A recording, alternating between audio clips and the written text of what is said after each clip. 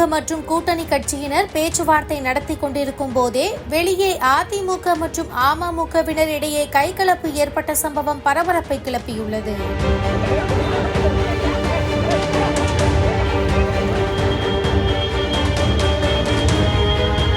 பிரதமர் மோடி தமிழ்நாடு வந்திருந்த நிலையில் மதுரையில் என்டிஏ பொதுக்கூட்டம் நடைபெற்றது. இதில் பிரதமர் மோடி, அதிமுக பொதுச் செயலாளர் எடப்பாடி பழனிசாமி, அமமுகவின் டிடிவி தினகரன், பாமகவின் அன்புமணி ராமதாஸ் உள்ளிட்டோர் கலந்து கொண்டனர். இந்த நிகழ்ச்சியை தொடர்ந்து தனியார் விடுதியில் தேசிய ஜனநாயக கூட்டணி கட்சி தலைவர்கள் பேச்சுவார்த்தை நடத்தினர். தொகுதி பங்கீடு தொடர்பாக இந்த கூட்டத்தில் ஆலோசனை நடத்தப்பட்டது. இந்த நிலையில் வெளியே அதிமுக மற்றும் அமமுகவினரிடையே திடீரென மோதல் வெடித்தது. அதிமுக முன்னாள் அமைச்சர் ராஜேந்திர பாலாஜியின் வாகனம் நட்சத்திர விடுதியில் இருந்து புறப்படுவதற்கு விடுதியின் வாசலில் வரிசையில் நின்றது.